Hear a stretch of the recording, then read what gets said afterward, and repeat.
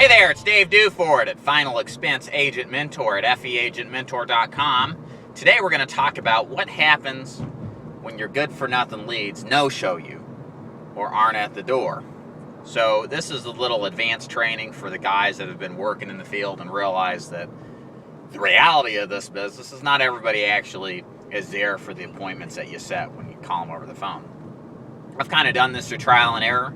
These little tidbits of genius, if I must say so myself, work pretty good and come highly recommended because the bottom line is you have to stay efficient. You got to be able to flush out the losers from the good ones, and these little tips make a pretty big difference. Okay, so here's scenario one. You knock on a door, you see a car out there, right? And nobody answers the door.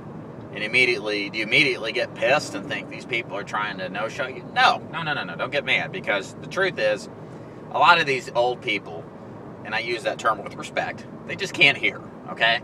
So they have a really hard time hearing, knocking, or ringing. And so what you have to do, first of all, is pound the door down. That doesn't work. So assuming, let's say, you try that too. I go get my phone, and I call them right away, all right? So don't feel any reservations with calling them. You want to do that because a lot of times they'll hear the phone better. They'll be around it. The phone maybe flashes and blinks to help them actually see it as well as hear it. And what happens is that allows you another shot to get on the horn with these people and answer the door. Another thing that worked commonly is a lot of people don't use the front door, or they don't use certain doors of the house. And many times I'll walk into a home and you'll find out that where the door is, they've got junk and stuff actually stored there, and they don't ever use that door. So you knock on it, they don't use it, and they may not even be in that room. So always try different doors where you could possibly access. So the side doors, the back doors even, try those out too, in addition to calling. In fact, I would probably try that first before you actually make the call. Again, some people, that just makes a huge difference. So you've got that situation. And that will make a difference in who answers the door and who doesn't. So let's say in scenario two, you do all of what I just described, okay?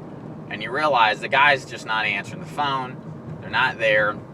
So you try to make the call. You call once. And this little trick makes a huge difference. Most people never pick the phone up on a call that they don't recognize. It's just the way it is, and it's just getting worse these days. And so you make a phone call, they don't pick up, you assume, they're deadbeats and they don't want to answer. Well, that could be true, but it's probably not. So what do you do to counter that? Well, what I found that works great is you make a phone call. Once it goes to voicemail, wait about 5 or 10 seconds, and then call again. You'll be shocked at how many people actually will pick it up once they see that phone number call again. What happens in a lot of cases is that people see a call, and we are all set up to some extent to filter out stuff that we don't want to read or hear about or not interested in. And so are our prospects. So when they see your number, they're just going to think it's spam, telemarketer, or not important. And then they put their phone away.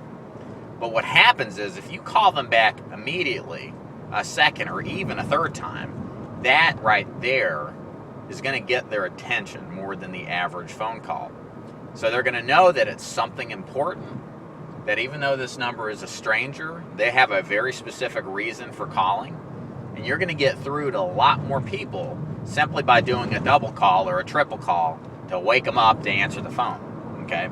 So that right there makes a tremendous difference. So what happens if you do that, and let's say you do a double or triple call, and they're not picking the phone up still? Well, so what do you do when all else has failed? You've tried the doors, different doors, you've tried the phone calls, you've really done all that you can, but you're not getting anywhere. So the next thing I recommend, and I kind of stumbled upon this because I used to travel hours and hours a day one way just to start working leads, and I got sick and tired of people who are normal in this business who would just show you up. And it's like I don't have unlimited time for these people. They need to respect what I'm doing and why I'm here, And sure, if things come up, they need to be respectful and put up a sign or a note and say they couldn't make it, blah, blah, blah.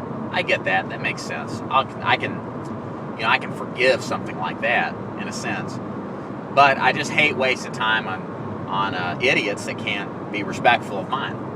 So I kind of stumbled upon this little technique of myself. Nobody ever told me about this, but this works great. So what is it? So you do everything I've already described. And on the second or third call you make within that 60-second period of time, you're going to actually leave a voicemail. The key in your tonality here is not to sound like a jerk, but it's not to sound placating and really nice and laid back about it. You kind of want to sound just a slight bit irritated, a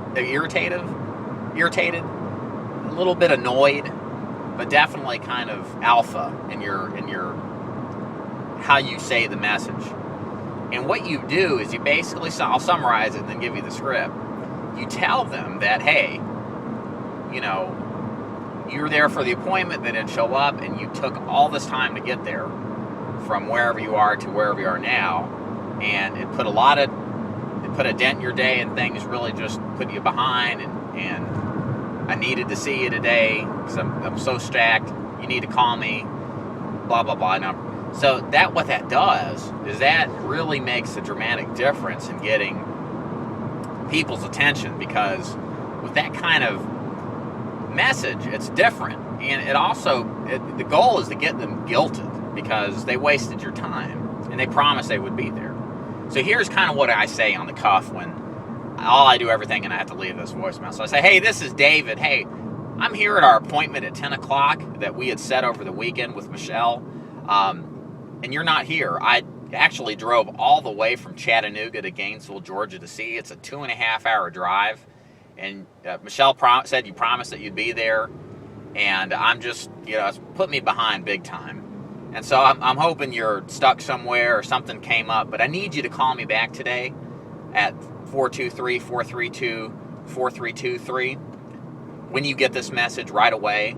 I'm pretty busy the rest of the day. My schedule is really jam-packed. I may be able to see you, but you need to call me right away when you get this message so I know what's going on. Again, the number is 423-432-4323. Thanks. And that's it. And so what happens is, you can kind of see, I kind of sound terse. I'm not rude, I'm not mean, but I'm emphatic about the fact that you wasted my time without being a jerk about it. And you'll be shocked, about half of the people that I leave those voicemails will call me back. And they'll tell me that I tried calling, I just wasn't interested, blah, blah, blah. You get the same kind of reception as you would at the door if you finally caught them. Or you'll get people who are really apologetic that are interested that just totally forgot. But either way, you really do a good job qualifying it out so that you can figure out immediately if, this is something that is a serious type of prospect or not. Or a suspect, as we say. And so combined with the sticky notes, with the sticky notes, I get about a 40 or 50% callback ratio. And with those terse voicemails that I use, I get about half of them that call me back. And what I've realized is that, especially for the terse voicemails, if they can call me back and they have expressed apologies and they sound like they may be interested, they're the kind of person I want to spend time to get back in front of.